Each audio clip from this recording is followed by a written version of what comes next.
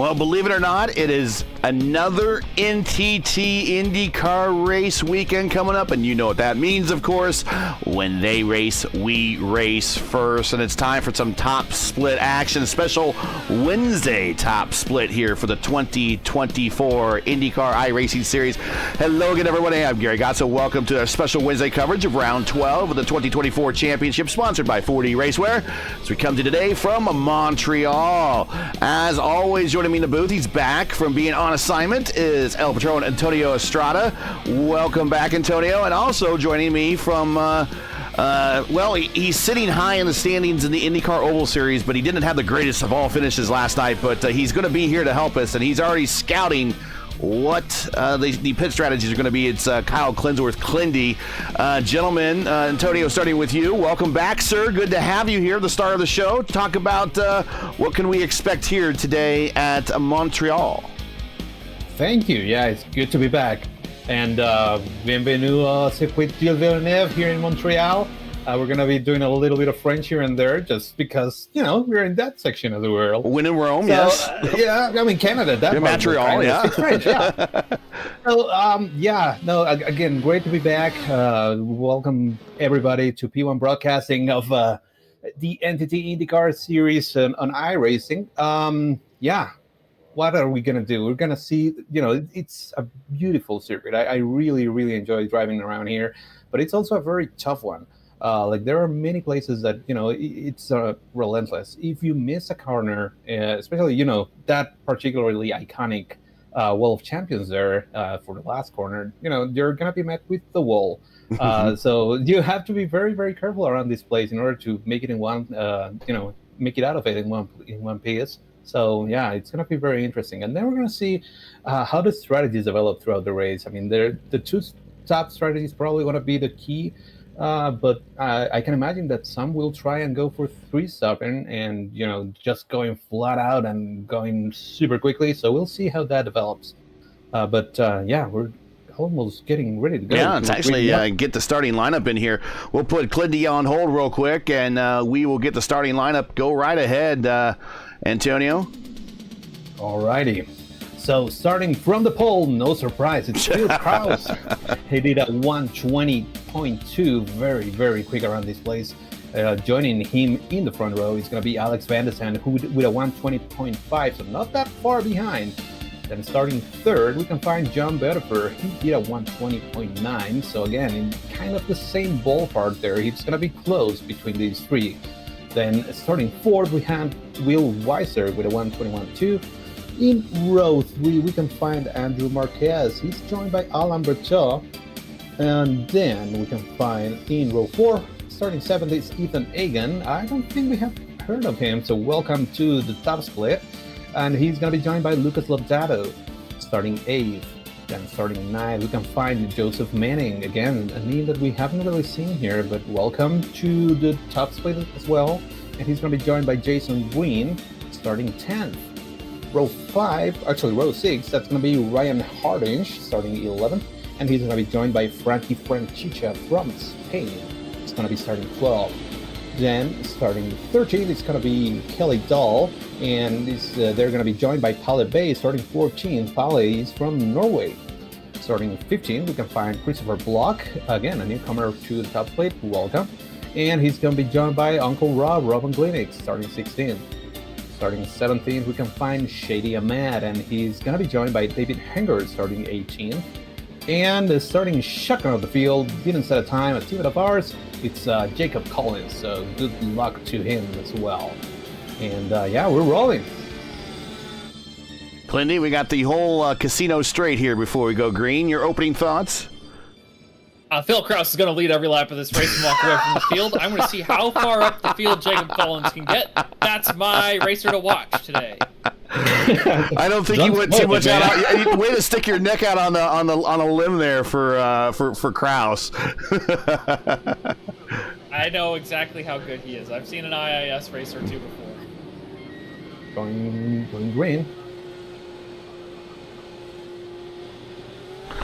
And Kraus getting the jump on Alex Van der Zandt, riding alongside Alex right now. Betafuhrer trying to losing the position. The Weiser on the outside. Weiser going wide into turn 1, forces JB wide. There's fighting it out here, coming into the first of the slow turns here, coming on the front side of the racetrack.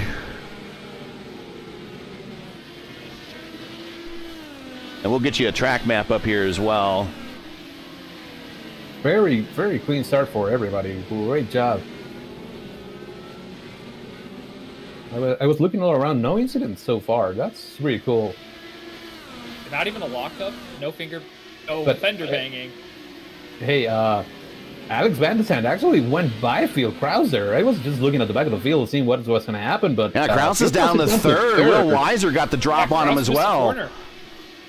So he's not going to lead every lap. Well, oh, maybe not. Maybe he will. I don't know. We're down to the pin. Here is the run down to the Casino Straight. Let's race alongside over the shoulder of Phil Kraus as we are coming to the end of the first lap and the first approach to the Wall of Champions.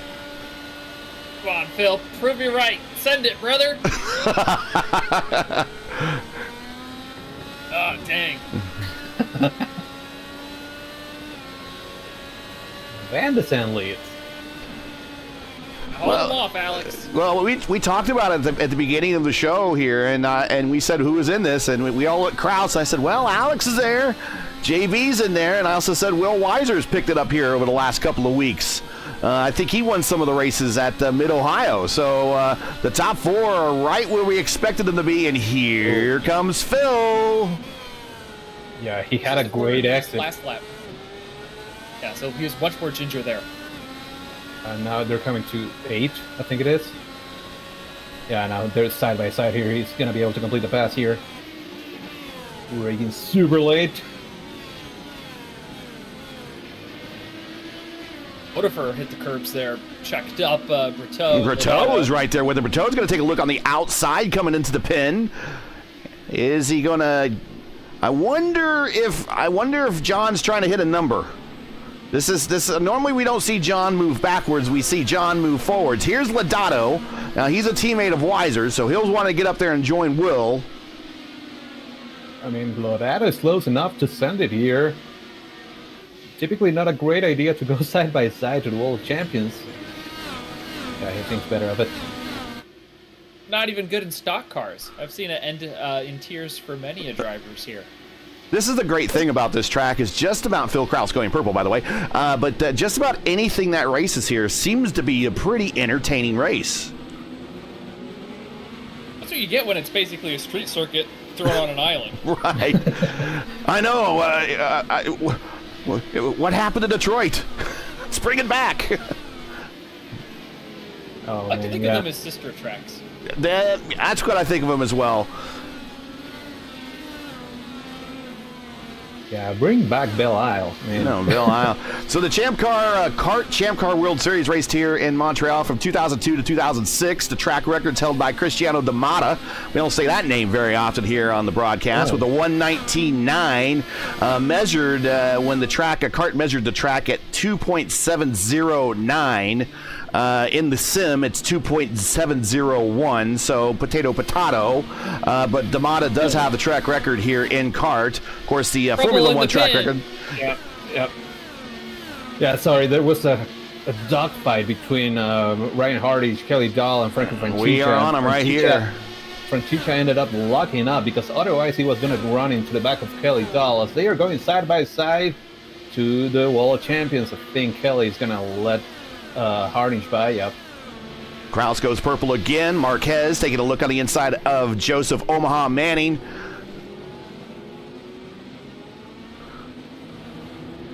And they are not going to be able to pull that pass off, so we're going to have a bit of a breakaway. Oh!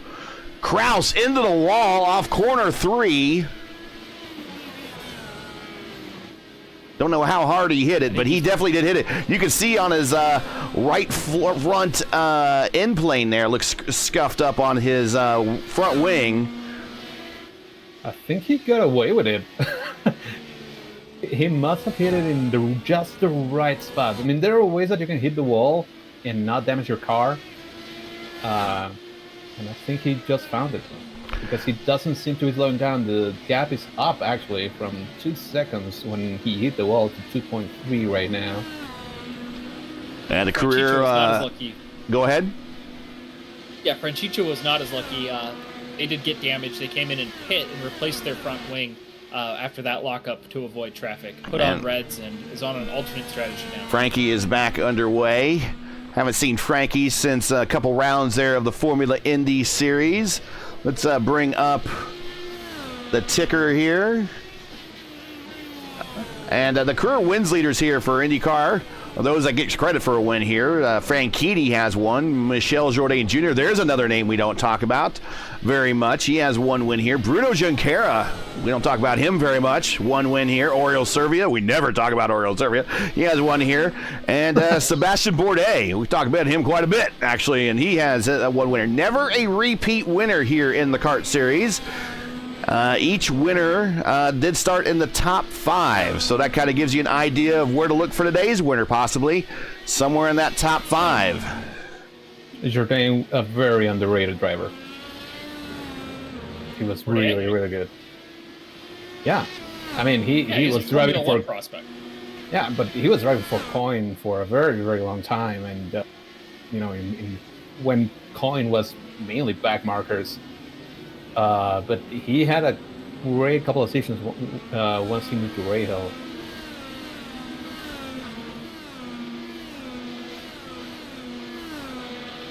But anyway, shout out to Alan Bertal. He's hanging tough there, just right behind John Bedford there. Yeah, hanging tough with JB and that geodesic entry. The only geodesic car in the lineup. Geodesic has been a part of a partnership with IAR, and there's not an IAR car in the lineup. So JB fighting this one solo. There is a bit of a cooperative agreement between a private label Team Hype and Powerslide. So P1 and P2 may be working together.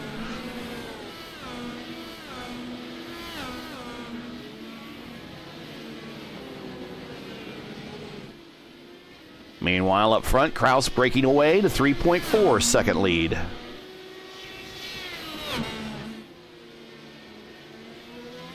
I think Kraus knew I put money on him winning every lap. I think he threw away that first lap on purpose. I wouldn't be surprised, actually. maybe he just made a deal with Alex as their teammates. And like, look, on the first lap, I'm just going to go fuel 5. I'm going to save it, but I want you to go ahead and lead, man. And then when I get the first lap and I get to the mileage number I want to, I'm going to pass you. Don't fight me. Yeah, maybe. There's a huge fight right now happening between Hardy, Stahl, and Block. Let's get back there. Wow, look at them all. They're all bunched together. They're all about at the same pace right now.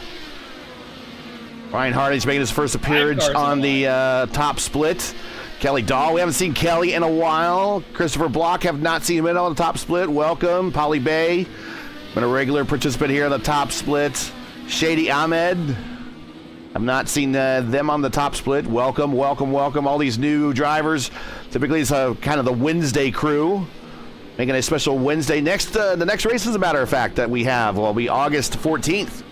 And it will also be a Wednesday race. So the next 2 races this week, and when we go to Gateway, will be on Wednesdays. Well, maybe we'll see more of these guys on the Oval at Gateway. You'll see me at the Oval on Gateway, that's for sure.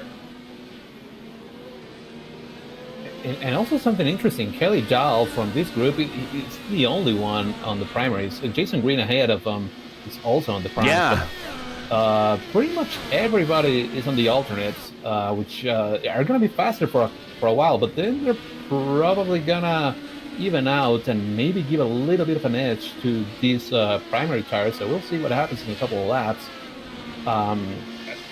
Yeah, what are your thoughts there, Andy? I haven't run a stint on the primaries, just on the... Oh, there goes Dahl! Saves it, though. Doesn't lose that much, just loses that position to Christopher Block, but that was a great save. And now he's under attack. He was trying to attack there. But my thoughts were, I haven't done a full stint on the primaries, just on the alternates from the Sprint series, or from the IndyCar Fixed series here. The Reds lasted 11 laps and felt mostly fine. I would assume that it'd be around lap 11 or lap 12 that the primaries are faster than the alternates. Yeah, that was similar to what I did.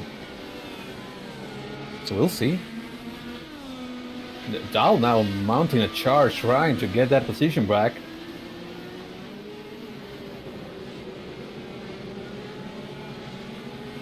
Early contender for our Mr. Excitement. So Green, Dahl, Pally Bay, Henger, and Uncle Rob are the only cars on the prime tire. Everyone on the alts to start this race. And there we see just a brief look there at Jason Mean Green in the number 6 there. He's on the primes, choosing to go on the alternate strategy. And, you know, it's not a bad gamble. Not a bad gamble to make here. Block is defending a little bit, being pushed to pass, maybe trying to attack Hardish as well. Yeah, on the button. Not necessarily close enough, but he might be able to get him. Oh! Here it comes. Was a little bit of a late move. Wow! Late break and slides through the chicane, keeps it off the wall and makes the pass. Good. A pass there for Block. Move him up to 11th. Now side by side entering turn 1. Should be able to keep it because turn 2 benefits him. Oh, there's a little bit of contact between Dahl and Hardinge. We're riding on Block right now. Get back here. There's a lot of battle back here. I think it's pretty obvious that Ryan was holding these 4 other drivers up. They had all formed a bit of a Congo line behind him. And they're all being very aggressive in the braking zones to try to break up that dance. Yeah, but that defensive move from Ryan Hardinge a little bit too late. I thought they were gonna have an incident there, but great driving by both of them. And what a move by Christopher Block there. Now let's see if Kelly Dahl has enough momentum to try something here in a hairpin. Oh, I love chat. Jason Brophy's in there. It says Phil has no talent. Yeah, no, that's why we didn't talk about him. Dahl now has on the bottom, trying to go to the outside, and completes the pass. I think maybe those primaries from Hardinge have really given up the juice. Yeah, it could be. We're getting close to that, fall-off point. Now it's Pally Bay's turn to try and find a way around Ryan Hardinge. Shady Amada's tacked himself onto the end of this group as well. Jacob Collins is up 3 spots. Been watching him. Just went by David Henger. He and Marquez are tied for the... Oh, sorry, Marquez. Oh, come on, Jacob. Oh. Doing a little grass grooming there. And they gave up 2 spots. Him, Harry. I know. We jinxed him. We did.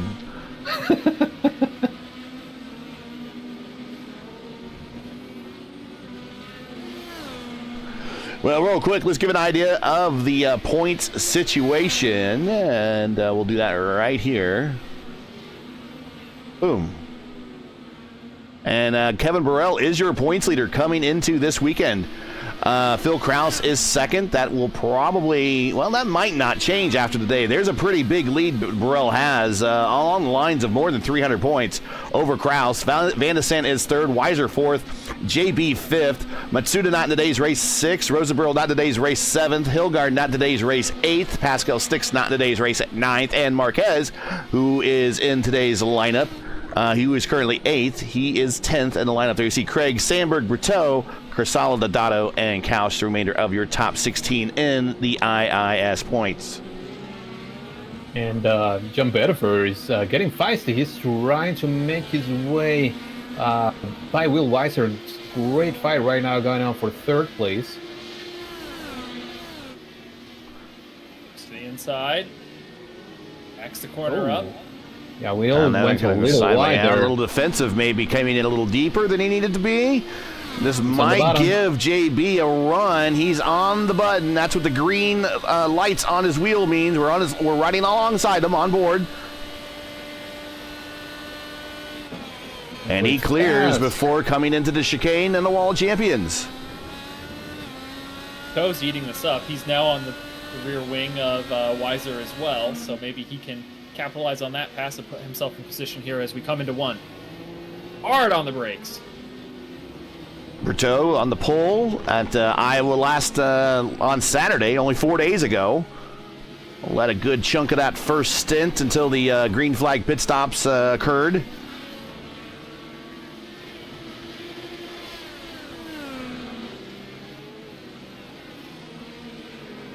And yeah, he is aggressively taking a look on the backside of Weiser here. Wouldn't be surprised we see him make a move either down the casino straight or coming into the pin. We'll come through 8.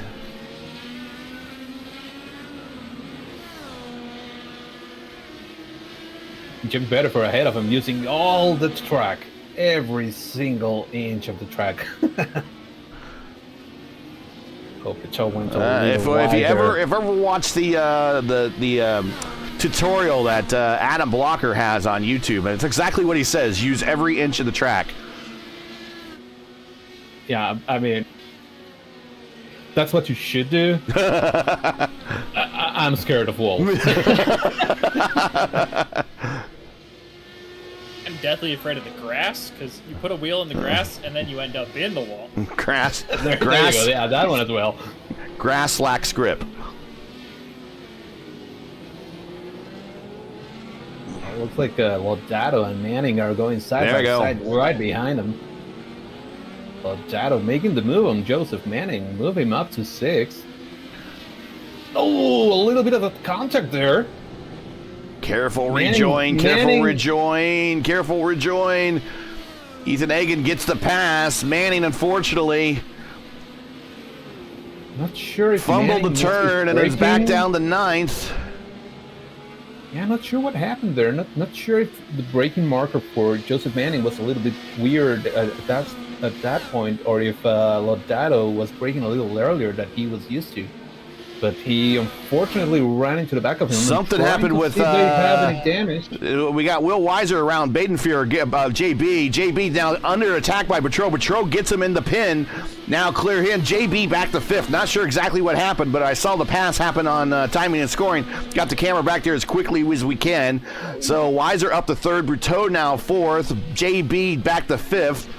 Not sure exactly what happened to Jay. He's like running, scuffing his wheel a little bit, maybe a little upset, or did he get some debris on the tires, go off course? No, half a spin. He almost spun. Okay. He almost spun going through the S's before the pin. A massive save. Just like Colton Herta did at the Iowa race. Oh, those tires are not looking good for Bedford. Getting super loose on the exit of 3 there. They're roasted. We've been told that 18 and 19 is about how far you can go on full burn. So we are getting quickly to that window. Only 65 laps, which is considered 100% distance. Although IndyCar road races tend to be closer to 200 miles. This is 176.15 miles. Closer to more along the lines of what Formula One does here.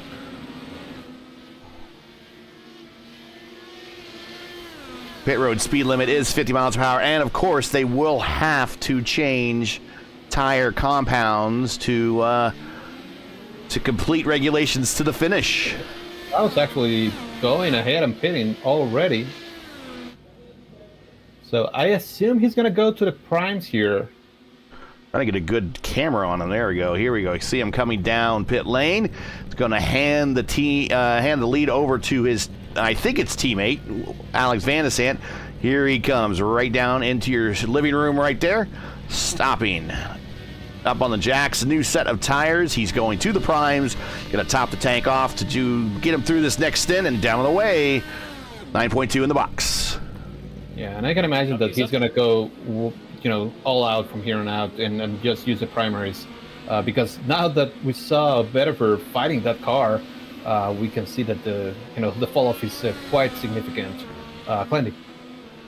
Yeah, he just came out right behind Ethan Hagen, Andrew Marquez, and Lucas Lodato. So his lap times will be severely hindered here for the next 2 to 3 laps if those trio continue to stay on the race course. Manning huddles up on pit road. He is done, back out at 16th.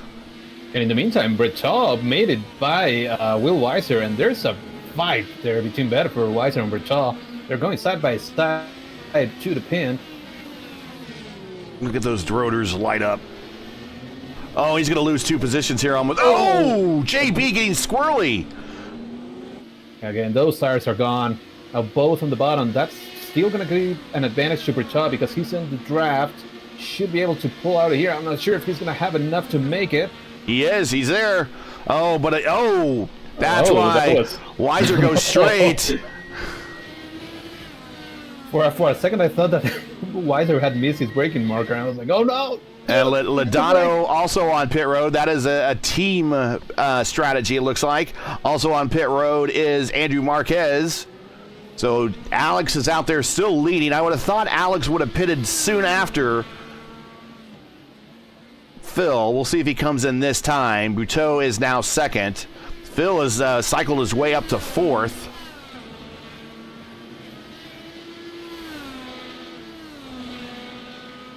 Yeah, and I can imagine that Vetiver's going to pit any moment now. He has been fighting those tires for, the entirety of, the last 2 to 3 laps. He's still very fast. He gets very close to Bertaud right now. But on corner exit, he is getting all kinds of loose. Yeah, let's say he's fast, but when he needs to come to the point where he's under heavy acceleration, those tires just do not have it anymore in the rear. Yeah, and now Kraus is closing in on them.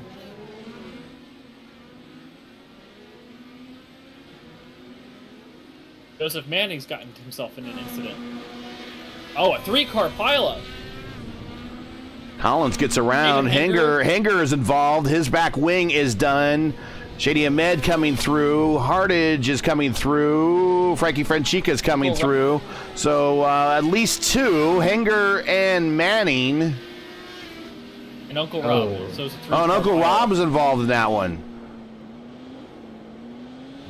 Oh no. Yeah, Hanger seems to have a different spot for braking, and that threw Manning up again. We saw that happening with Lodato.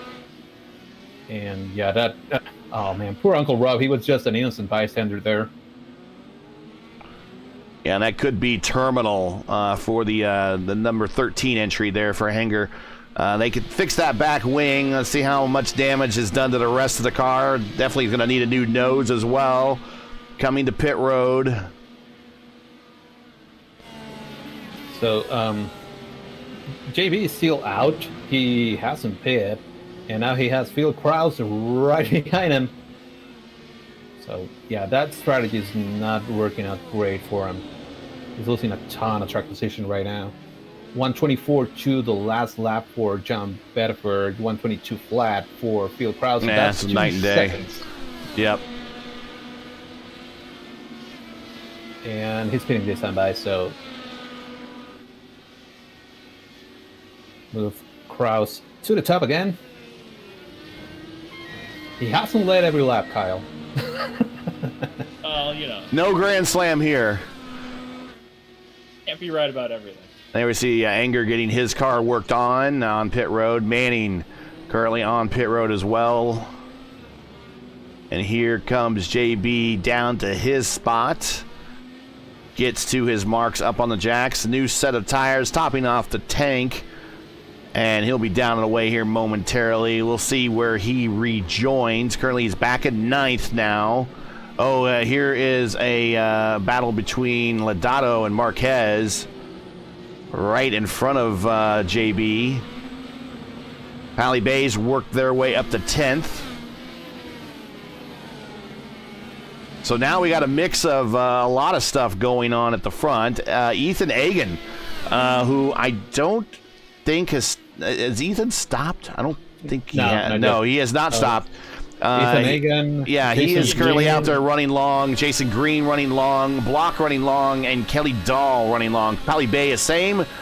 We also got Uncle Rob and Jacob Collins running along. Interesting decision there by Alan Breton. I was just watching him. He switched from the alternates to the alternates, so he's double dipping on that.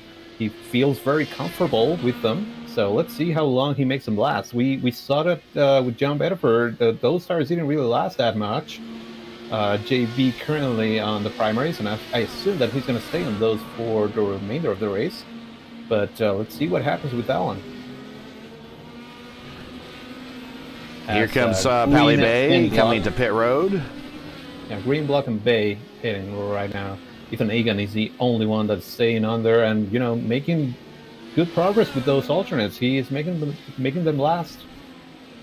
And going to lap 19 now. At Plain White Wrapper with Snap-on Tools sponsorship. The number 15 car in this split. Currently P2 up 5 spots. Going long on the first stint. Right behind him is Phil Kraus.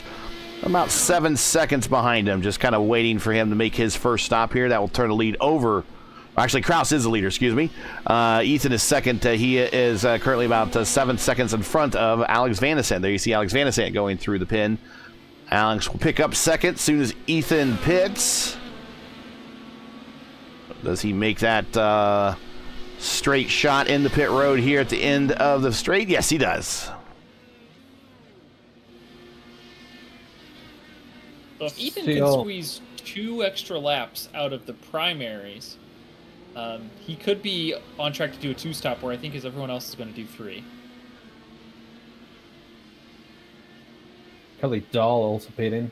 Let's see if Jacob Collins is the only one that hasn't. Let's see what the call is there.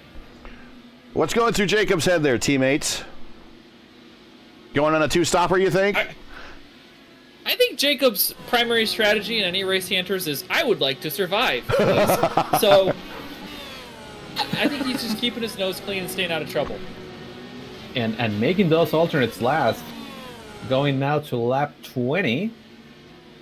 And he's not pitting. And right behind him. If he can make it work and, you know, one less stop, that's going to be a huge game for him. Kelly Dahl still on pit road. Actually might be a stop here. We'll see here. Or they did a tow. I'm not sure. I think this is a tow. No, he had an issue with his pit route. No, he didn't. He unchecked fueling by mistake, perhaps. Oh. And so they got new tires, but no fuel in that car. So I imagine that he had to tow. That's going to be a long time for him. Oh. Even virtual pit crews make mistakes, okay? There you go. Whoa! Phil Kraus coming to turn 4, clipping the grass, getting a little wicked there on the corner entry, about smacking out. He's about to smack that wall. Well, he's definitely smacked that wall once already. Phil Kraus Demolition apparently is in the house today, is wanting to tear down that wall. Life on the edge for him. Yeah. Pilot Bay and Ryan Harnish fine. Pilot Bay almost clears Harnish. Oh, goes wide. Oh, going wide, but will rejoin. As it goes through the DRS logo there. You know, Harnish has made it very, very tough on anybody that tries to pass him. You know, you're allowed to do that. And Pilot Bay just kind of went a little bit too deep on the braking zone. Jacob is, wow, he might be going for that 2-stopper.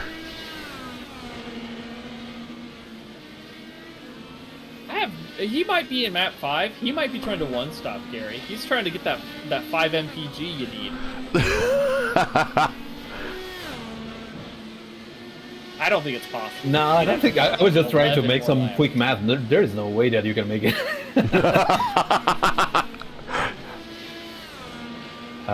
Harnish is actually going to pass him right now. Yeah, he's definitely saving fuel.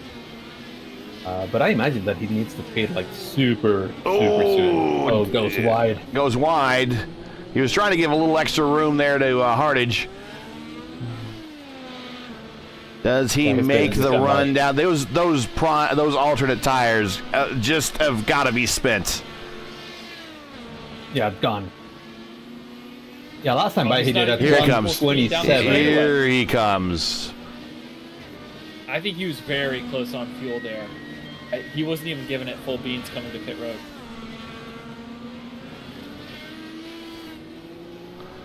Well, now that everyone has pitted, I want to thank today's sponsor. Coverage is sponsored by 4D Racewear. Check out their made-for-sim racing gloves, shoes, and apparel. Visit them today at 4dracewear.com or click on their link in the stream description. If you enjoyed P1's coverage of the IndyCar iRacing series on ERN and respect the stream, please do us a solid. Make sure you support us by subscribing. And while you're at it, don't forget to smash like and click the bell so you don't miss out on future ERN iRacing broadcasts. And they have many of them. Thanks for joining us on this special Wednesday edition of the IS Top Split. Leader now is Phil Kraus, followed by Alex Van Ascent, Will Weiser in third, Alan Berteau fourth, JB in fifth, Andrew Marquez in sixth, Lucas Lodato seventh, Ethan Agan eighth, Jason Green ninth, and Christopher Block in 10th. Everybody has made at least one pit stop to this point. 23 of 65 in the books here at Montreal. And somebody else that is going long is Frankie Franchicha. He did pit on lap 3 because of that incident, and there he is. He's going into the pits. So essentially a 20 lap stint for him. Looks like Kelly Dawes went ahead and withdrawn. Yeah, looks like Kelly Dahl, Joseph Manning with that incident with David Hanger, and David Hanger are the only ones that are out of the race.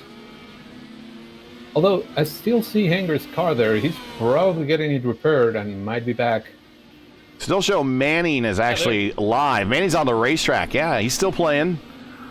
Manning is 18th. Yeah, and that's founded. Yeah, they will. He'll get a spot here.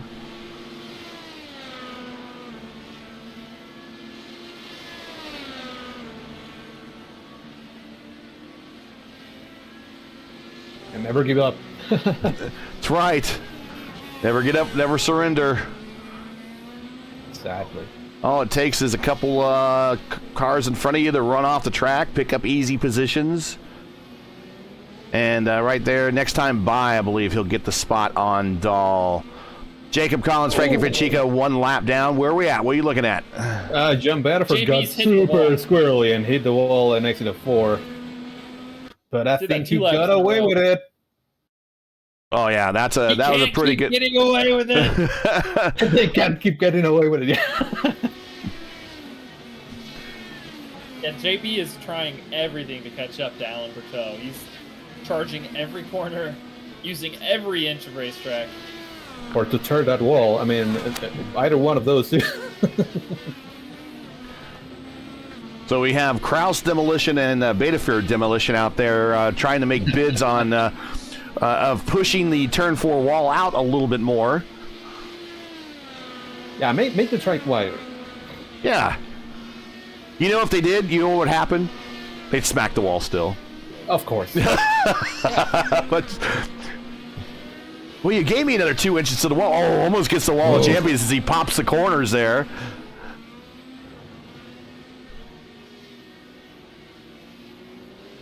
He had the gap to Berteau down to almost 3/10, and he's lost a tenth and then half a tenth this last lap. So he's now more than 2 seconds back. Yeah, let's get up intervals between positions. So Van Ascent has a 16-second deficit to Kraus. Weiser, 6-second deficit to Van Ascent.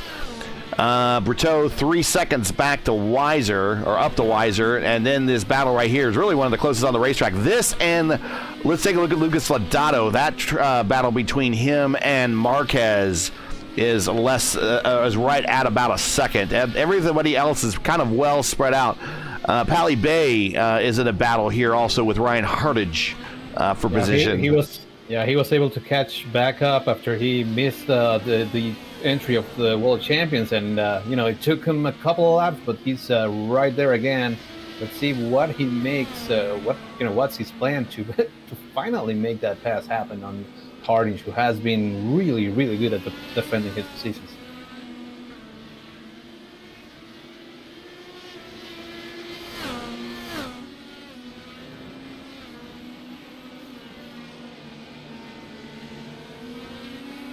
A big weekend of racing, highlighted by the 24 hours of Spa.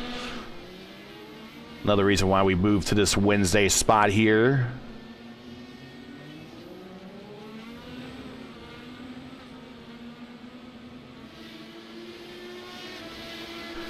Enjoying Clindy and myself on Friday at 2 p.m. Eastern over on the Velocity Online Racing channel for their VOR DW12 Iconic Series race at Iowa. I'll be at 2 p.m. Eastern. And then after that, the next time you will see or hear one of us will be Monday at 9:35 over on the FTN broadcasting channel for the ISRA Xfinity Series at Darlington. And then we'll be back here with these two that are in the booth with me, as they will be on the grid for the top split at Indianapolis next Tuesday night at 8:15 p.m. Eastern time for the IndyCar Oval Series. You guys getting ready for it? Yes. Yes and no. I mean, I turned, I don't know how many laps for, in preparation for the Indy 500s that we had, in early June, or, yeah. I mean, it feels like we were just 30th. It feels like we were just there. It's just like we were just there, and I turned so many laps that we're good to go. Would you guys? It gonna depend on the weather, really. Would you guys be opposed of that when the next season always comes out for the Oval Series, that Indianapolis wasn't on there as often as it is? It's on every season. Would you guys be opposed like every other season or something like that to kind of make it a little bit more special? I wouldn't be opposed to that at all. I mean, especially after we had the Indy 500, I wouldn't mind if we didn't have Indy this season, but I also understand why Indy is there in every season. But yeah, I agree there. My opinion is we need to drive participation in the series. If Indianapolis gets people to sign up and race this car and experience how great it is and maybe convert them, I want it every season. Just make the weather a little different every time, make the setup a little different every time. Julian does a really good job in the VOR series at Indianapolis of either making it a pack race or a driver's race. I think as long as you get different flavors of Indy every time, it's less repetitive and can not be something drivers regret seeing every season. The people who show up every weekend. Sure. And I mean, JB hits the wall of champions, and I think he got away with it again. I'm always eager to race at Indy. Like, I have no problem at all. I love that place. But, I mean, I could also be okay with it not showing up, especially after the Indy 500. Like, perhaps if we didn't have it on Season 3, I would be fine with it.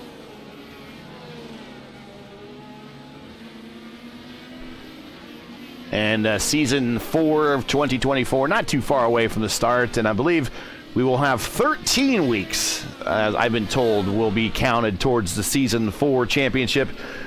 And Week 13 will be at iRacing Super Speedway. My body is ready. I mean, it is a lot of fun. It's dumb, but it's super fun. My biggest complaint with iRacing Super Speedway is it is a virtual track made by mad scientists in a computer lab somewhere, and the asphalt paving just has characteristics that make it suboptimal for fun racing, in my opinion. Especially corner entry to turns 1 and 3, it feels like you bottom out in most cars because of the way the banking initiates. I just wish it were a little smoother. But, yeah. I think you compress the car going into the banking. It's just so fast, so steep, and you just kind of compress the car. A lot of people don't know really how to drive the corners either. They don't, you slowly bring the car down to the apex. You don't bring it down to the apex and all of a sudden you're like, oh crap, I'm going too fast. And you watch that rapid move of people turning left and then shooting back up right as they realize they're coming to the apex too quickly. And then of course there's always a car right above them and they knock into it, and that's where your cautions occur. But I have part of the RIL. They had a race there at the iRacing Super Speedway, 75 laps, not a single caution. Hell yeah. I was in that race as a driver. It was one of those races where I did the driver, the broadcaster gets into the driver's seat for a change, and that was a fun race. I got to lead about 10 laps of that one. That was a lot of fun. Yeah, I mean, it can be super fun. Blade racing in this car can be a lot of fun, and they typically are either wreckfests or very clean ones. There is no in between. And John Bedford is now really caught up to Alan Bertot there. Yeah, we're on him. This is quickly becoming the closest battle on the racetrack right now. Battle for fourth. Not too far up the road is Will Weiser. Yeah, last time by, John Bedford did a 122.8 versus Alan's 123.4. So that's like, what's that, 5/10, half a second in one lap. And they are still both faster than Will Weiser. So, I mean, Bertot is catching up slowly to Will Weiser, but John Bedford is on a mission.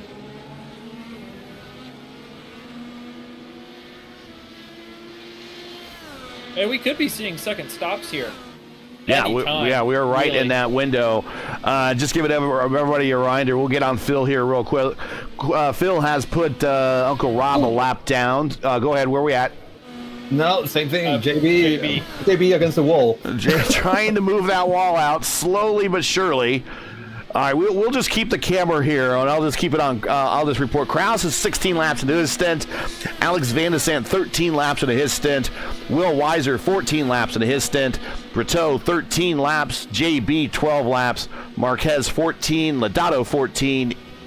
Egan is at 10 laps into his stint. Jason Green at 11, and Block at 11. And we have a taker on pit road, Will Weiser. Good call, gentlemen. First to blink. Weiser's the first to blink. Double W's coming down to pit road. Slapping on 4 fresh Firestones and filling it up with fuel. Let's see if he opts for the reds or the blacks. Looks like he's going with alternates. Interesting. And that's not going to be his final stop. He's going to get one more after this. Oh, yeah, for sure. Yeah. And he rejoins in 8th. Right behind, on the racetrack, he's behind Manning, but in this order, he's behind Ethan Egan there for 7th. Yeah, but I think we're at that point where the reds are gone. Shady Ahmed on pit road, sorry. Yeah, the reds are done. The reds are toast. Yeah, Alan Bertot is being caught by JB and Andrew Marquez by Lodato. Although Lodato was unable to find a way around him right now, but he has been faster the last couple of laps. Right on his bumper. Attenuator. Bumpers? We don't need no stinky bumpers. Yeah, our teammate Ryan Campbell got given a bumper by Thiago earlier this week. Well, true. Okay. What's new? Is there any new news on that one? Yeah, not surprising. That is the standard Brazilian greeting right there.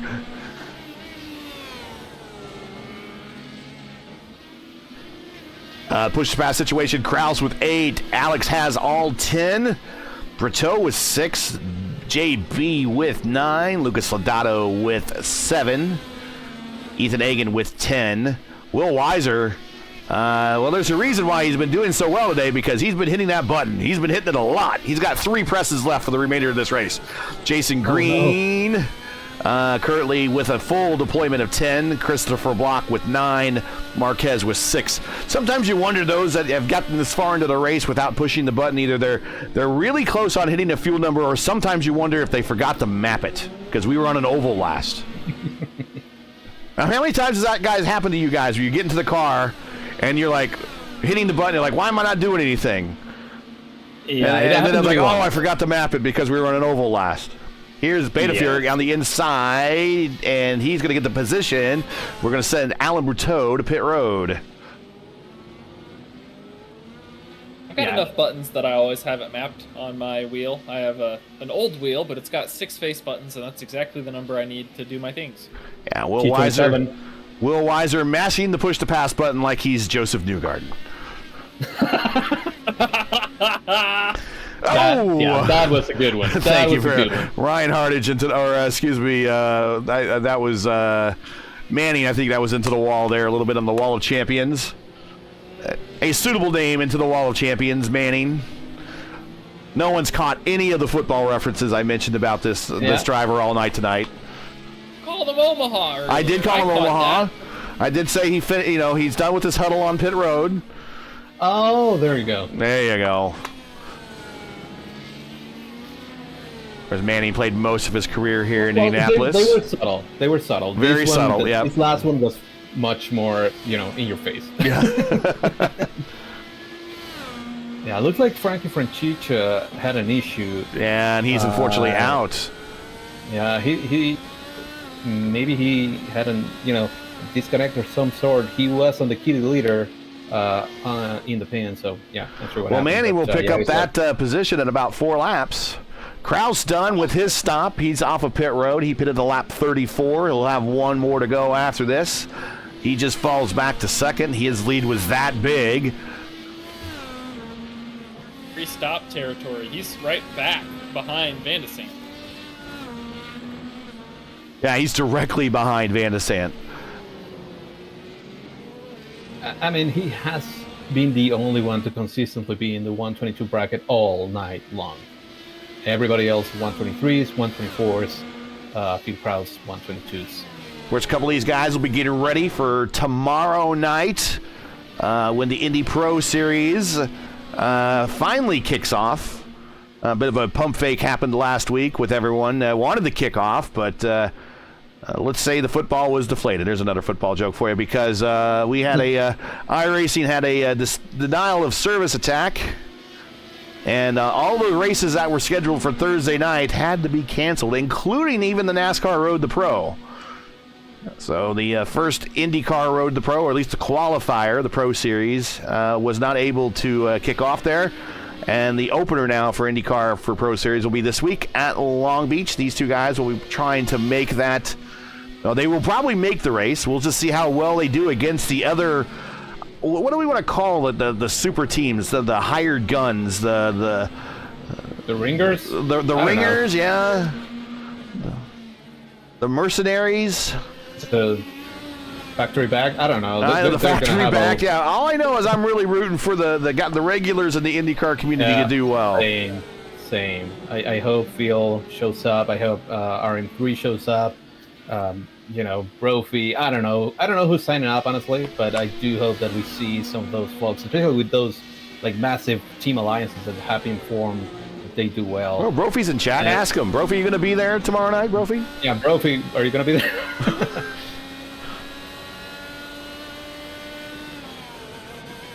Kraus is trying to make a move here on Alex Van de Sant.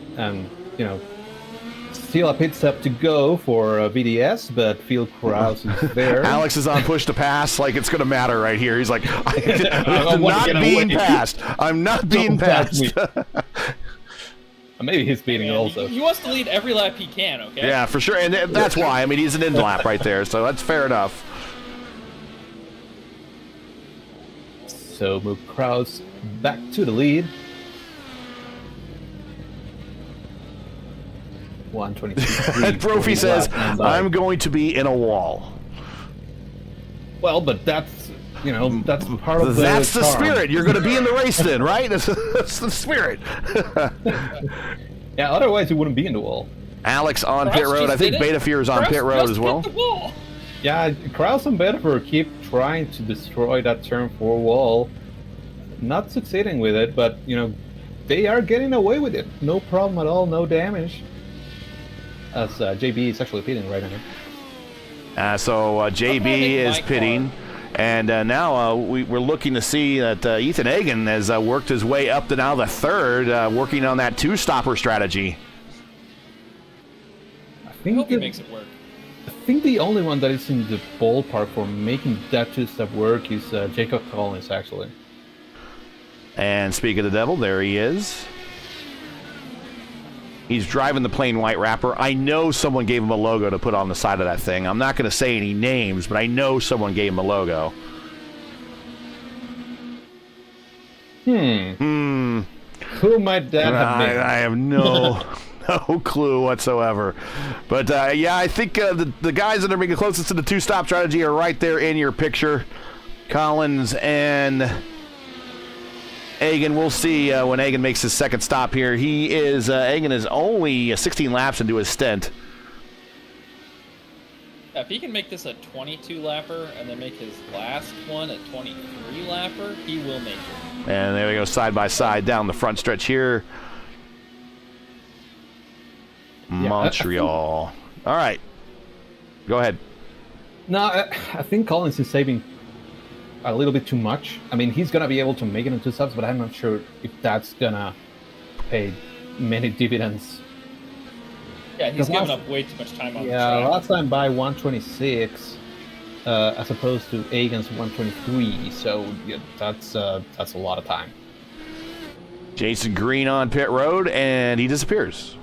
Something happened to Jason Green where he had to withdraw.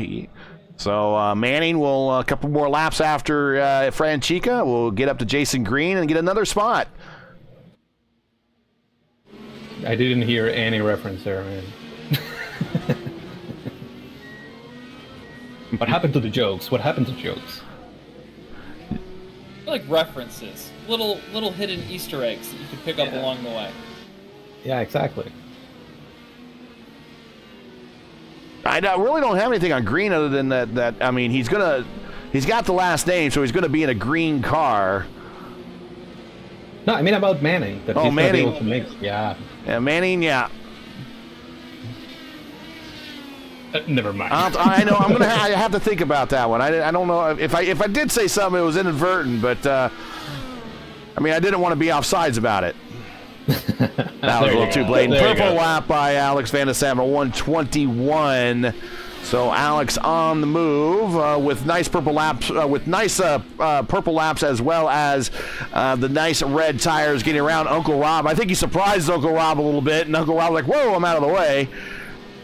So Alex on full tanks and the soft tires is going to lay down some big times here. 1/100th of a second faster than Phil Krause's fastest lap. So we'll see what Krause thinks of that. And Krause is probably driving. He sees that and his head's up. He's like, "Okay, it's on now. It's on." Yeah. Before this was all just test laps, getting ready for. Getting ready for a pro series or whatever else. Now I'm going to throw down the purple laps because you just threw one on me. All right, so if you're Phil Krause, do you pit with 2 to go so you can set your purple lap on the white flag lap and pass Van de Sant because you have enough space on track to get that free pass or free pit in the cycle? Just as like a massive flex. Oh.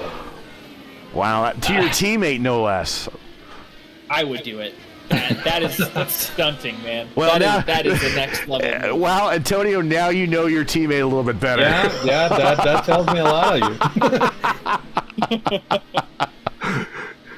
I mean, it would definitely be fun. The show. Ethan Hagen on pit road he is on pit road on lap 38 here. He went 18 laps into that stint, so didn't go deep, so he's going to have to stop again.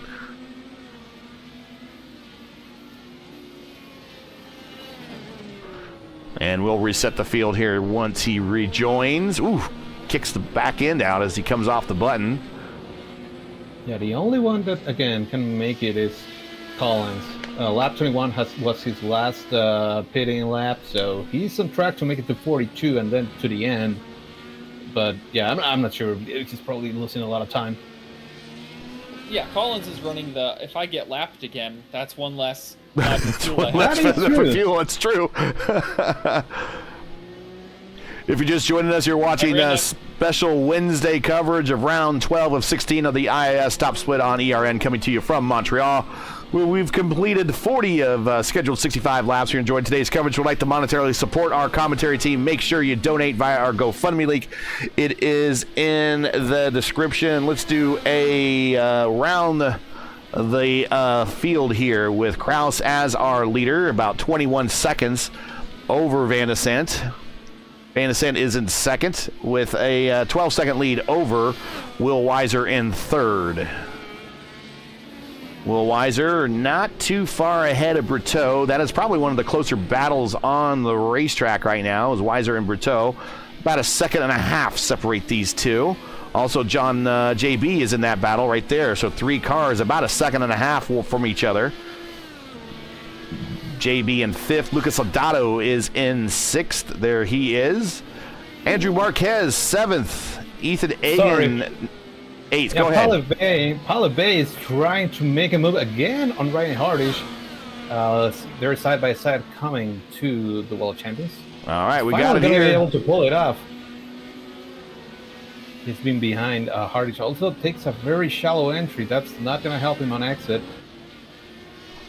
Manning's involved here. Yeah, Manning went by Ryan Hardish, so that's going to give a lot of breathing room to Paula Bay, who finally is able to make it by Ryan there. Yeah, sorry, I just it was happening, and you know, Paula had been behind Hardish for the entire race and hadn't been unable to pull it off. So move Bay to 11th. We got Christopher Block in 9th spot. And Shady Ahmed, who is very quietly, who is a one-winged angel at the moment. He is missing the left front plane on his front nose there. He is currently 10th, but he is not stopping to get it fixed. Well, he's had it broken for about 5 laps. And, he's not bleeding time like that bad. He's maybe a second slower. Last time by 1:24.4. But he has, not that much, 2 seconds up on base. So he's on push to pass there down the straight. He sadly lost his front wing in the rear attenuator of Uncle Rob. Yeah, poor Uncle Rob. He's probably got 12-16X maybe.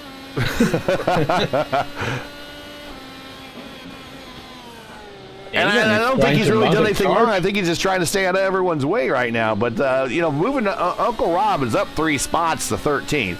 So he's not doing bad. No, he's doing Real good. elbows out racing.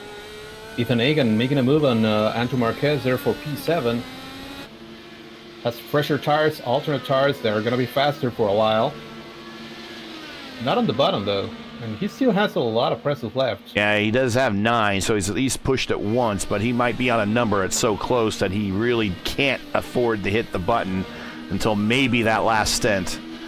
Great exit. Yeah, really good exit. Got the now. car aimed, a nice spot, got down on the power, no wheel spin inside here into 1, and Ethan Agan, move him up to 7th spot. Right where he started the day. He's been hovering around it. Your biggest gainer of the day is a Shady Ahmed, up 7 spots.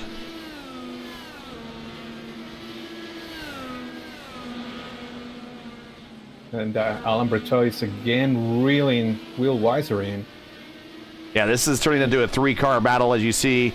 Weiser, Berto, Batenfuhrer, JB. These guys have been really within contact of one another all race long.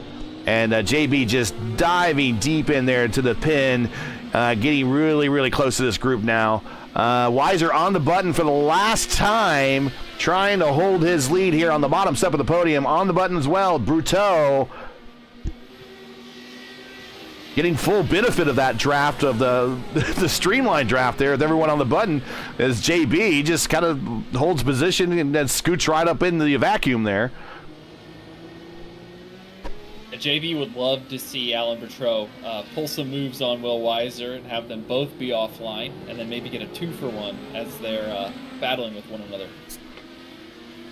But now with more than 20 laps left, Will Weiser is in a very precarious position here without that push pass button. He's not going to be able to defend any moves that Alan Britell throws at him.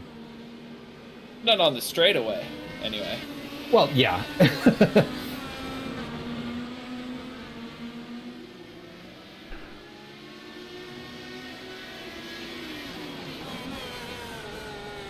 Yeah, right along with JB over his shoulder.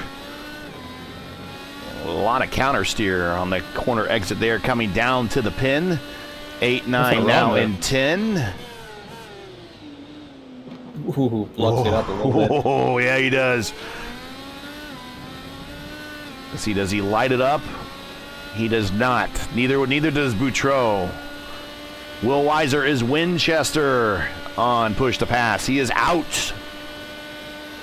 Interference takes a little bit of a peek on the outside, shows Brito the nose, not going to be able to take it. And through the Wall of Champions area, back down the main street, completing yet another lap. 44.65. Got a little tight on exit. Had to lift a tiny bit, because otherwise he was heading to the wall. But he gets it back here. I think Will Weiser is kind of slowing Brito a little bit. And passing through these zones is, not possible, basically. No.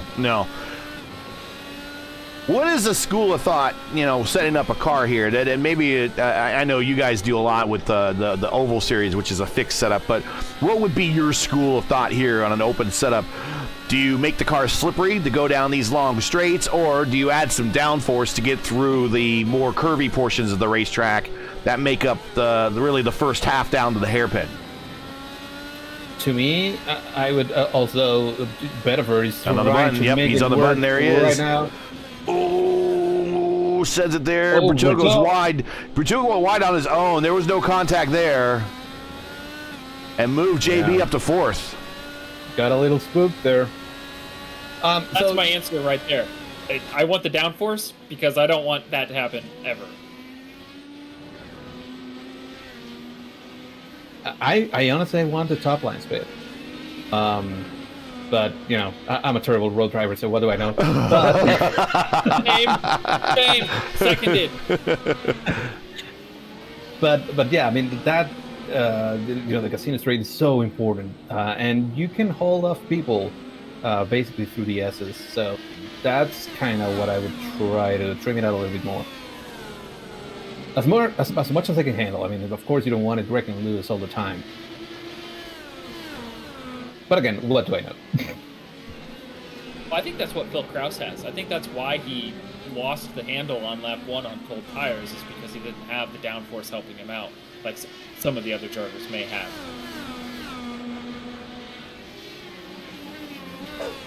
And don't look now, but even Megan is mounting a charge now on Lucas Lodato. He's right there. We're on it. 0.2 of a second back.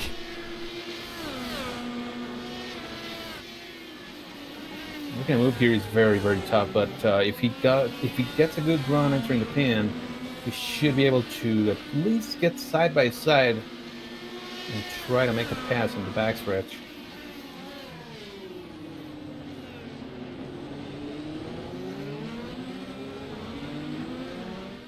Not quite there. Nope. Lodato sporting that Cincinnati Bearcats livery. Of course, Cincinnati not too far away from where Kentucky Speedway is. Oh, but Will Weiser made a little bit of a checkup there. Okay, Almost collected there we go. JB and Brito. This battle.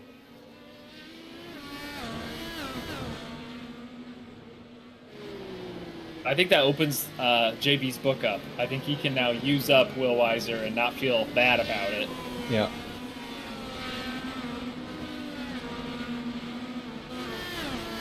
Great reaction there. I mean, he could have easily ran into the back of them. I think he did. Just a kiss, but...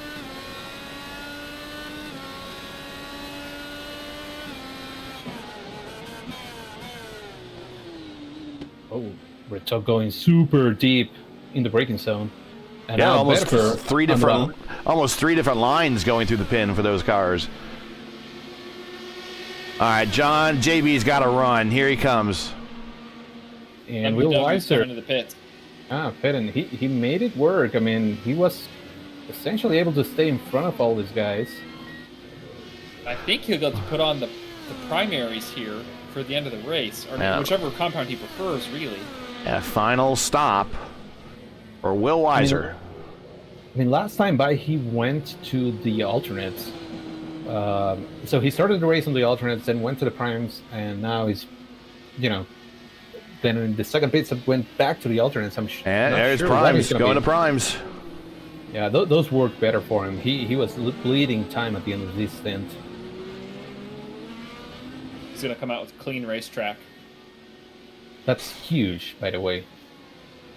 Kraus extends his lead now 22 seconds, almost 23 seconds now over Van de Sant.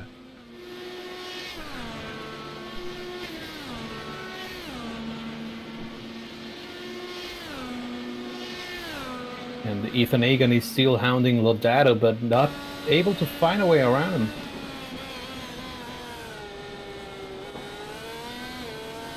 And Lodato gets a great exit off of 8.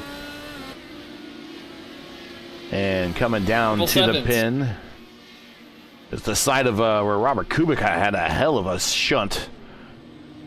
One of the Formula One races here.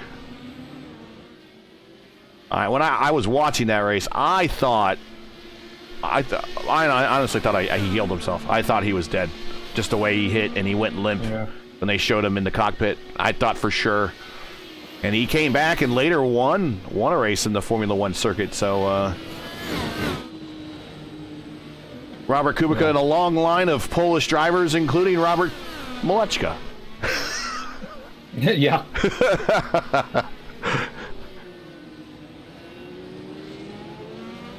Yeah, a scary wreck. I remember watching that. It was like, oh no, that's not good at all.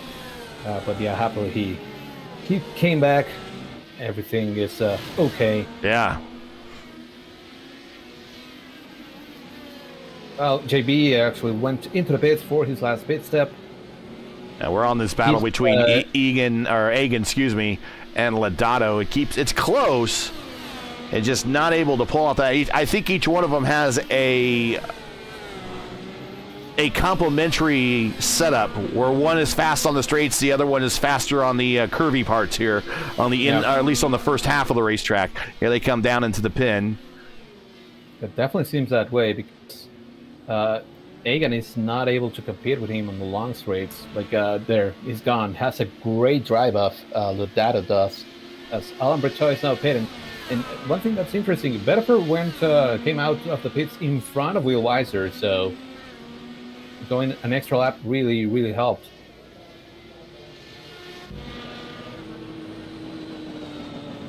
Then we'll get to see where Bertot cycles out with them as well.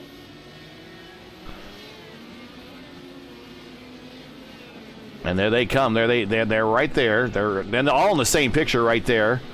And they're going to get a big advantage over Bertot. I think Bertot just waited a little too long there. Actually, it's not that big of a margin. Yeah, the way you take turn 2 is so slow naturally. The cars coming out of pit road, I feel like actually have a very good line into the next set of corners because you're already in the preferred groove. Yeah, for sure.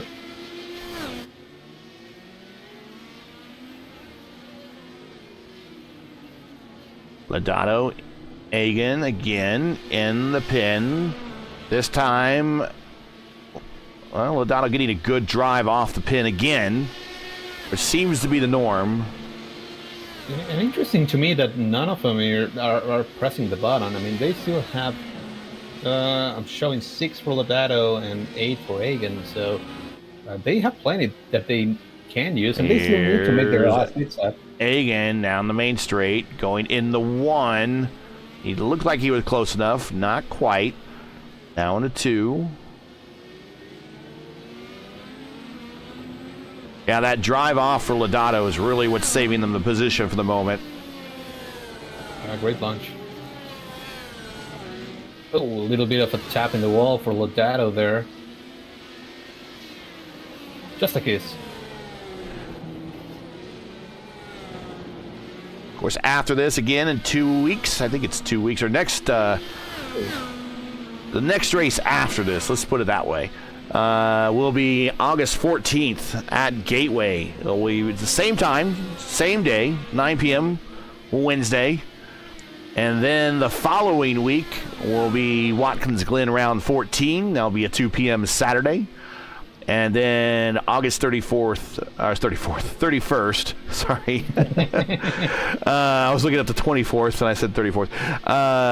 The 31st, Halloween, that's not Halloween, that's August. I'm all sorts of messed up now. Anyways, the 31st of August, we will make our appearance at Milwaukee, 2 p.m. Eastern on Saturday, and the final race of the season at Nashville, September 14th. That's round 16, also 2 p.m. Saturday. All the remainder of the IS season is on ERN. Make sure here while you're watching this, subscribe to the ERN channel, ring the bell. Don't miss out on their next broadcasted iRacing event. They have lots of them here, including one of the more popular and longer running IndyCar series, their Warriors for Peace IndyCar series, part of their Elite Racing League of series there they got. And it is starting August 1st at Homestead, Miami. They will, just like IIS here, 100% length races. So if you're more into a marathon and less of a sprinter, you might want to check it out. There's a small entry fee. Season runs right to the start of Christmas. And the first race is, again, the first. It's a Thursday at Homestead, Miami. And yours truly will be in the booth to broadcast that.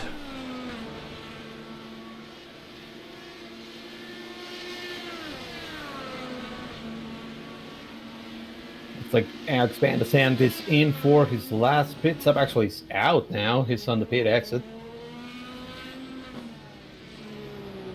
House yet to make his final stop. Exciting to go long here. Now he's going to do what you said. He's going to pit with like 2 to go. Throw on a pair of...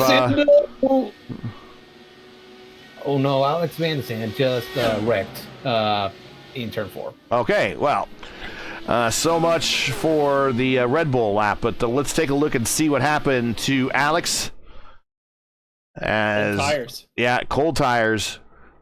Going through 4. Oh, clips a little bit too much of the... we don't even see in that camera shot what happened. Yeah, he goes a little too much. Let's go back here and watch that.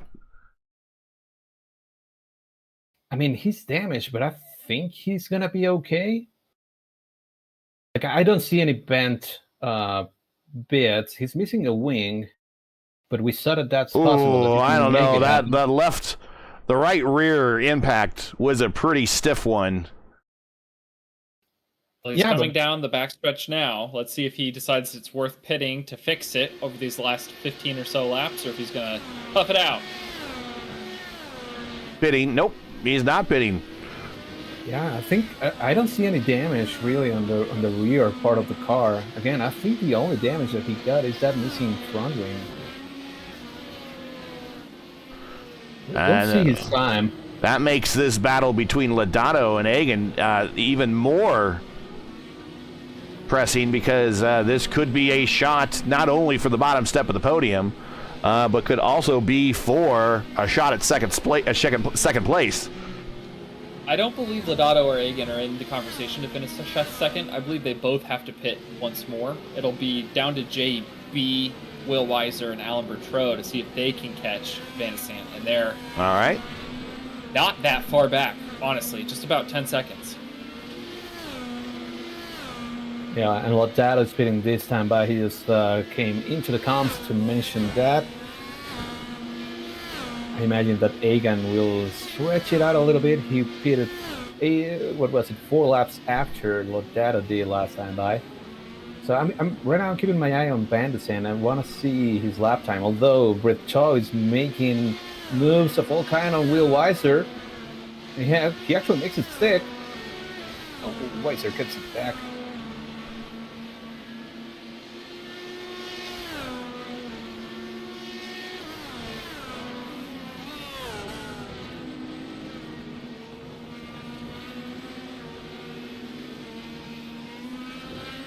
Alright, so last time by 122.9 for BDS with a missing wing, so, he's good. That right rear looked like it hit the wall pretty good, but maybe he lucked out.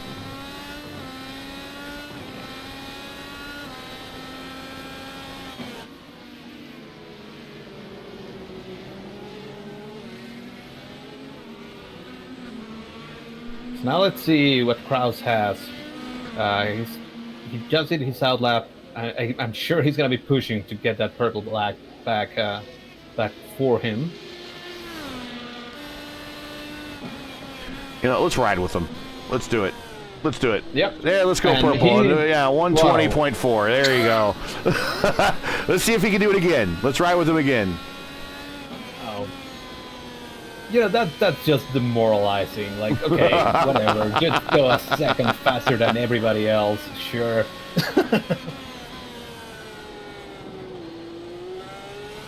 He's trying. He's being really, really aggressive there. Incidentally, the strength of field of today's race is a 36.40. We've seen bigger before, but not a bad strength of field, really.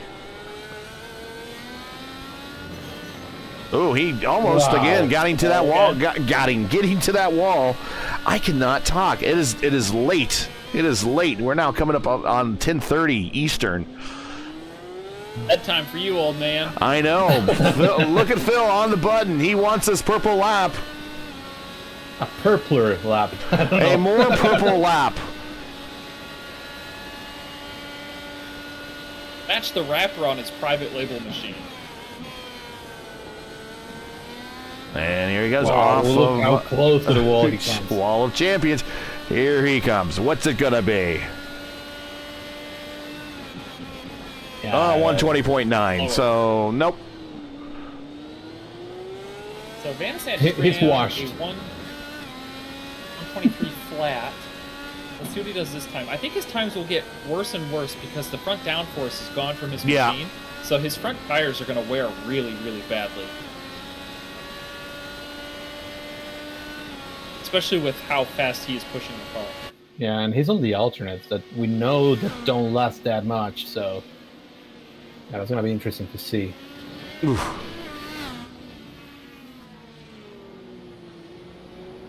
And once again, coverage of tonight's race brought to you by 4D Racewear. Check out their line of mates for sim racing gloves, shoes, and apparel. Visit them today at 4dracewear.com or click on their link in the description. If you're just joining us, he's just running. Go ahead. Go ahead. Sorry, Gary. No, go ahead. Oh, he just also ran a 122.9 again. This is insane. Crazy powerful. And if you're just joining us, you're in the late stages here of a special Wednesday broadcast of the IndyCar iRacing series at Top Split. Normally we do these on Saturday, but little conflicts today or this weekend. We moved it up to a Wednesday, special Wednesday coverage for you. Thanks for joining us. Currently, we are here at Montreal with Phil Kraus, putting a whomping on everybody at the moment as he leading with 9 laps to go. Thanks for joining us. Make sure to smash that like button, ring the bell, click subscribe, all that good stuff. We really appreciate it.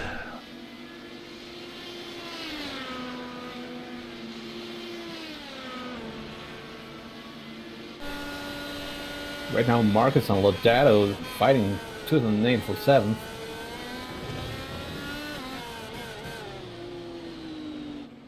Let's see if that drive up that Lodato showed while he was defending from Egan helps him. They are both on the button right now. On the button. He should be able to complete the pass here.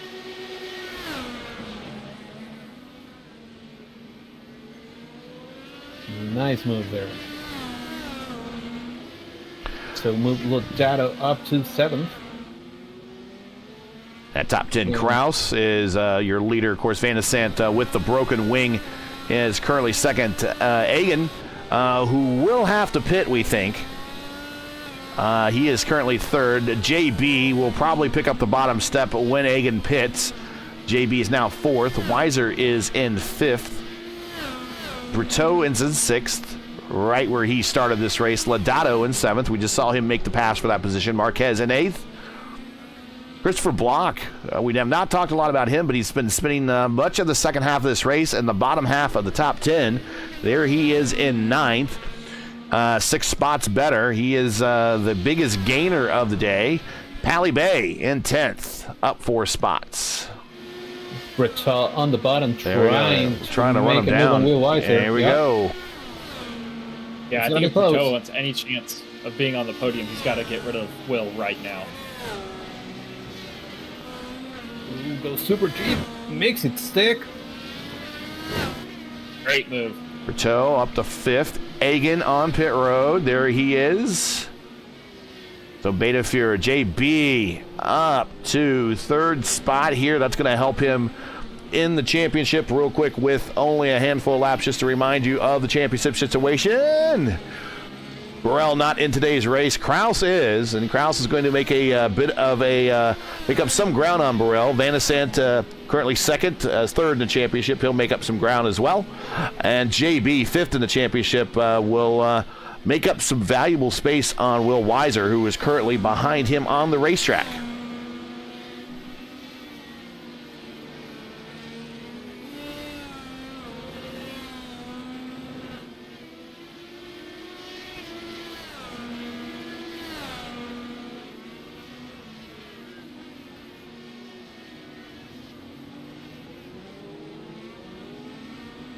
This is the closest battle on the racetrack right here. Weiser and Lodato. Actually, Weiser and Brito.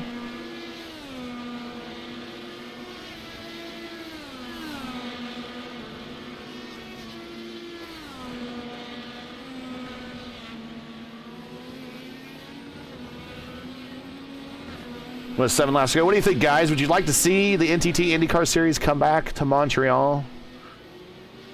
Sure. Will Phil Kraus ever ride? I think I would like to see the NTT IndyCar. If you're going to add another road course, I would say I'm tired of street courses. I understand. Ooh, wait a minute. Somebody right in front of the leader. I think it's Ethan Egan. Yep, Ethan Egan. So that means that Phil Kraus has now lapped everybody until 7. Watch Egan bounce on these curbs right here as he comes into the final set of corners. Bounce. Car's unstable. Goes up on 2 wheels. Somebody take a screenshot of that. And slides, thankfully, out of the way. Holds his line, knowing that the leader's coming. And now, as the leader makes his way by, he clears himself and rejoins. But good etiquette on him to not just pull out in front of the leader. But yeah, I would love to see, if you're going to add another road course, I would say do something like this. I'm tired Mexico of... City, man. Mexico City, yes, for sure. And I know that's your neck of the woods, and you'd love to see that, and I would be all for that as well. I'm really kind of tired of new street courses. The existing ones I'm okay with, you know? I'm okay with Toronto. I'm okay with Long Beach. I'm okay with St. Pete. I'm not okay with New Detroit. I'm not going to be okay when they move away from the super speedway at Nashville back to the road course in Nashville, which I understand they're cheap and they're easy to make, but they do not typically, at least in these newer courses, put on good racing.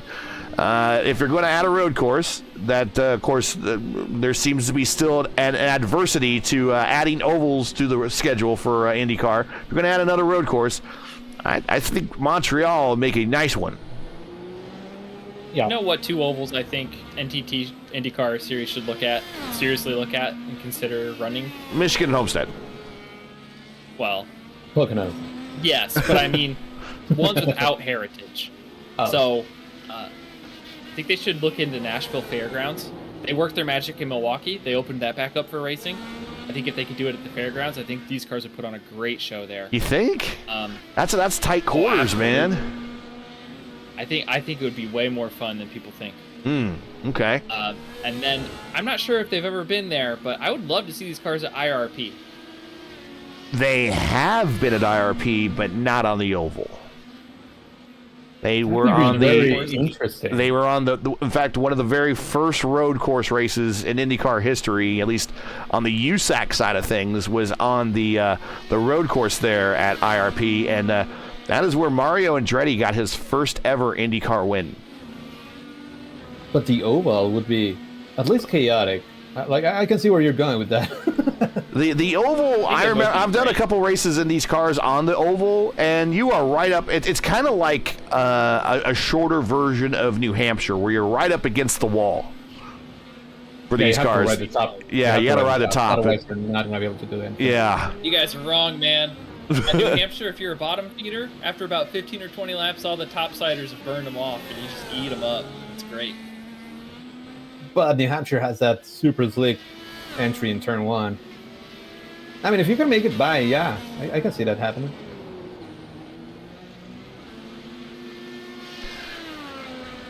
Well, food for thought. I mean, any additional oval, I would be, all over that. Oh yeah. Yeah. And I'm not a big fan of Richmond. I don't think these cars race, or when they were there before, I don't think they raced very well. Of course, Richmond was on a 2020 schedule and it got canceled because of the pandemic. We were supposed to see these cars there. I don't think they would have raced well there. People just like, hey, it looks a lot like Iowa, and that's kind of where the comparison stops. Yeah. Or it to go. doesn't drive anything like Iowa. Yeah. They should. Really.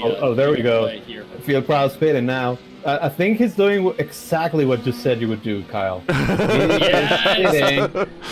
So that he can get fresh alternate tires, come out in front of absolutely everyone, and make maybe a 119. Could that be possible? He's earned it. Yeah. He's earned the right. Yeah, he's going to have himself about a 6-second probably gap when he rejoins back to Alex. And it's going to be less than that because he was down and away really quick in the box. Here he comes. Didn't need gas. Eyes on him.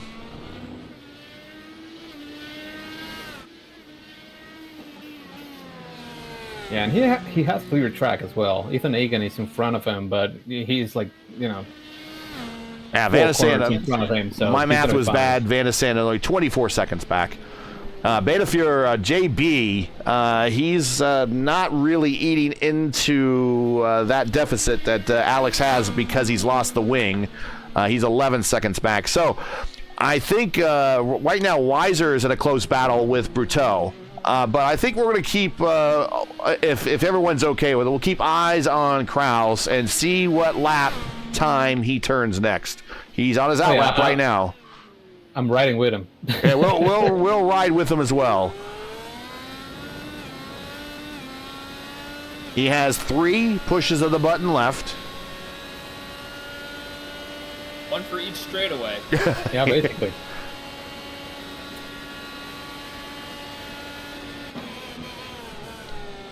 All right. You should be pressing it here. As Tom Carnegie used to say at the Speedway, and he's on it. But no. Oh, He'll he can press it at casino. yeah. Not exactly the cleanest turn 2, but a dirty turn 2 for him is a lot cleaner than what I can do turn 2, so through the S's. Down into, what's this, 5? 6, 7, yep. Coming down to 8 now. On the button. Yeah, he used that one right there. Got 2 presses left.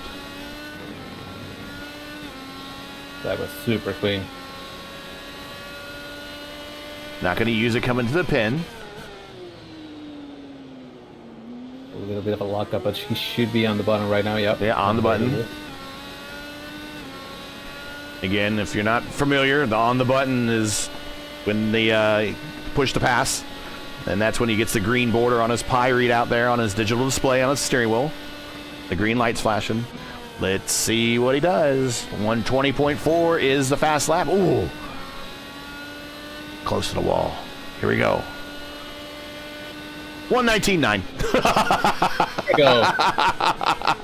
Hey, he posted my birth year, 1991.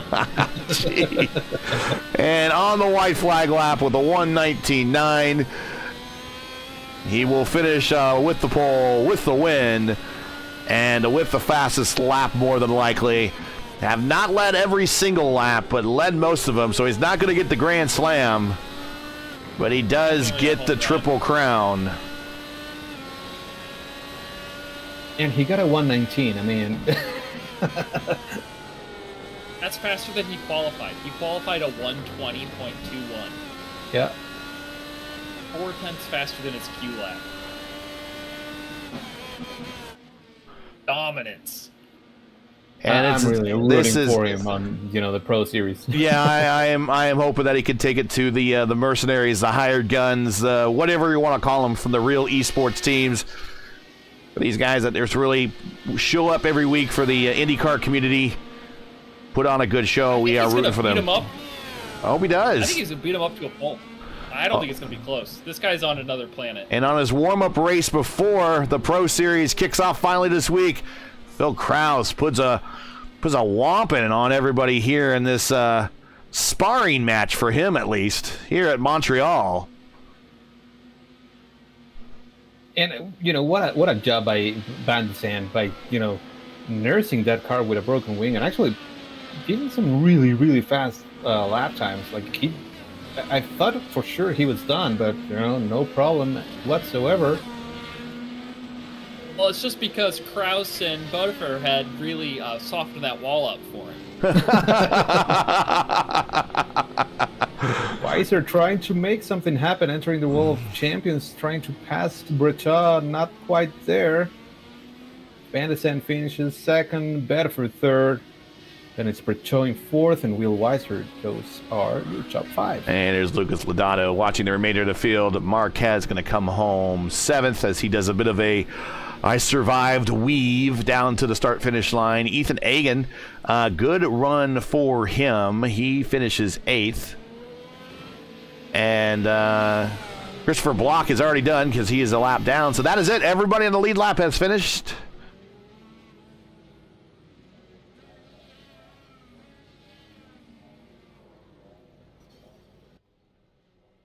And let's let's queue up some replays here and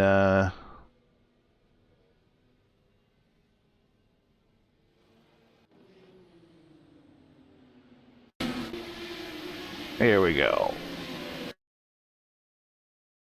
And let's see here. And then we'll get into today's final standings.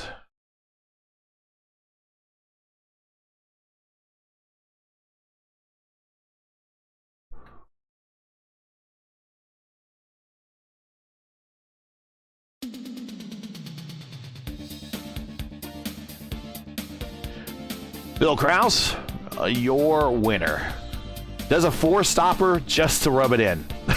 61 laps led, and the purple lap.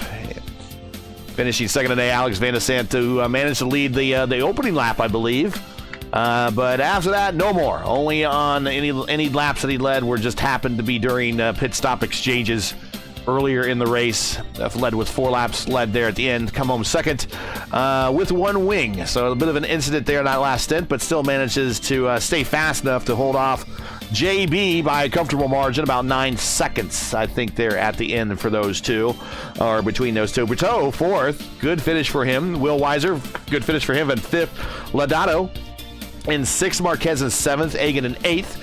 Block in ninth. Pally Bay works their way up to 10th. Ryan Hartage, in the 18 and number P11.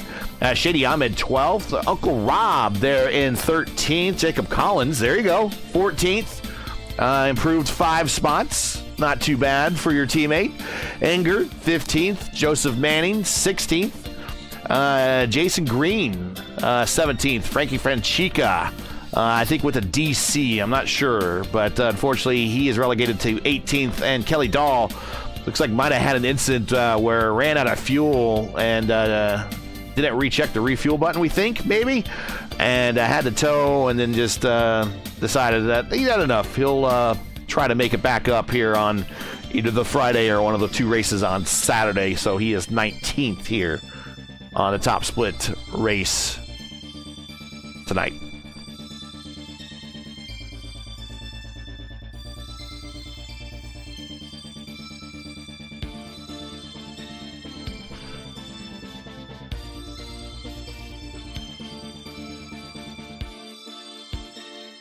All right.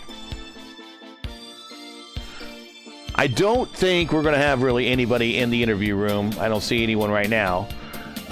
So we will hang out and wait and see. Again, other things are going on tonight. Kind of an odd night that we're doing this. So try to give as much notice as possible. But not everyone may have gotten it. So, guys, Clindy, thanks for joining us, buddy. What did you think of today's race?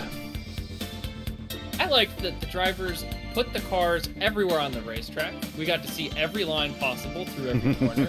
I loved all the action we got to see in the pin. I loved that some drivers tried to make a 2-stopper work, even though it didn't. Shout out to Jacob Collins.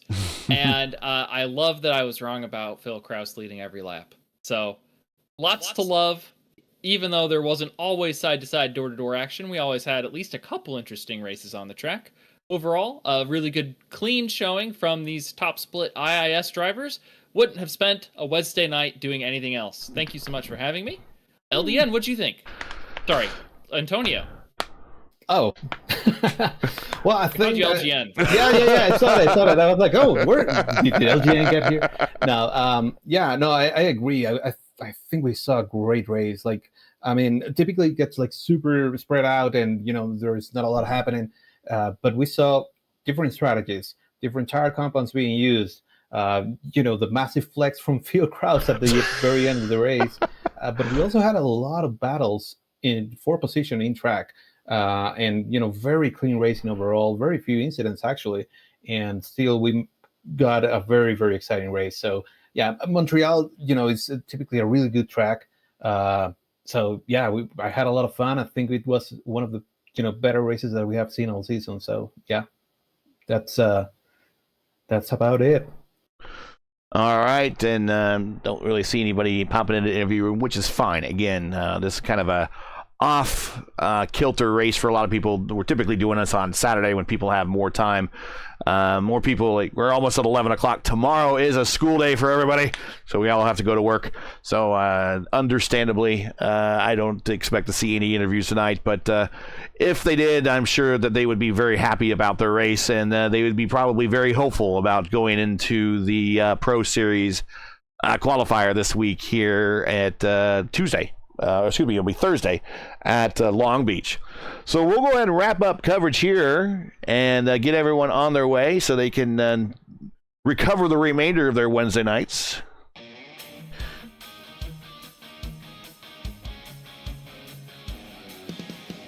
Let's get on out of here. That's it for today. Once again, your podium from Montreal. Phil Kraus, your winner. Just put a whomping on everybody. And just a whomping, stomping, whatever you want to call it. Sparring before the big Pro Series starts here, showing everybody that right now going to that, at least for the community right now, he is our best hope at slugging it out with the big guys there. There's going to be other guys in the community, I'm sure, but he is right now kind of leading our hopes against a lot of those hired mercenary guns of these big eSports teams that we got coming up here in the Pro Series. Best of luck to those guys. P2 Alex Van de Sant had the venturesome race there, finished the entire last stint of the race with one wing and still brought it home second. JB in his pursuit of the championship here finished third and is going to make up some ground on some of his chief rivals. As he's fifth in the championship, he'll make up some ground there, and he finished third today.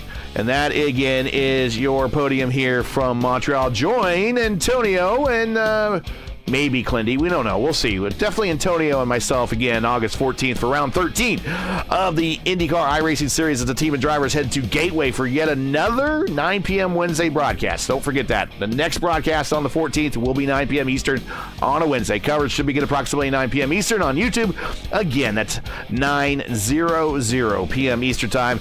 As always, check the channel at youtube.com/@EliteRacing_, or check the official iRacing schedule for the correct time in your area. And once again, remember, coverage of this race and every other broadcasted IAS race we do for the remainder of the 2024 season will be right here on ERN, so do not forget to subscribe and click the bell so you're notified. Links to their channel and their Discord server are in the description. Hey, we love bringing these races to you. They're not easy, require time and money to produce. If you share our passion for the sport of IndyCar and enjoyed our coverage of the IndyCar iRacing Series, please take time to visit our GoFundMe page. The link is in the description, and donate to our 2024 broadcast fund. We realize times are tough, so any contribution we greatly appreciated. We thank you for watching and making us a part of your Wednesday, Friday, Saturday, whatever we decided we were going to broadcast for you guys during NTT IndyCar race weeks. Now, as you know, the YouTube algorithm game's not easy, so please help support P1 and ERN with the weekly grind. Leave a comment below. Let us know what you thought of tonight's race, and if you enjoyed tonight's coverage, support us by smashing like in the video. If you're new, click subscribe. That's the important part. And while you're at it, hit the bell for weekly reminders so I don't miss out more of ERN's other iRacing programming. P1 and ERN Saturday IndyCar, or special Wednesday IndyCar iRacing Series top split coverage brought to you by 4D Racewear. Check out their line of made for sim racing gloves, shoes, and apparel. Visit them today at 4dracewear.com or click on the link in the description. Track cams for this race provided by Whiplash Sim Cams. Get the most out of your iRacing experience with Whiplash Sim Cams. To learn more about Whiplash, like them on Facebook, follow them on Twitter. Links are in the description.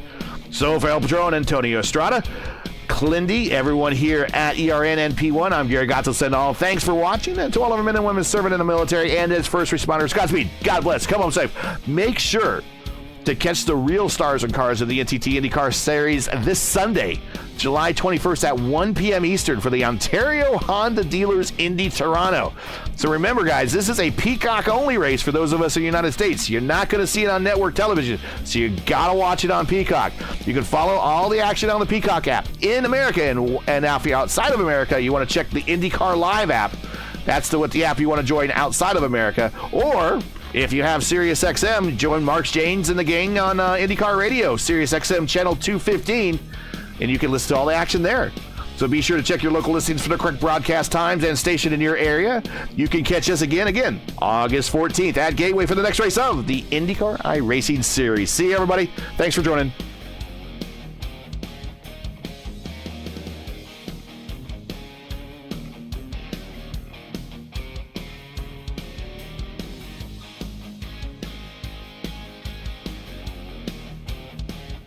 Clear.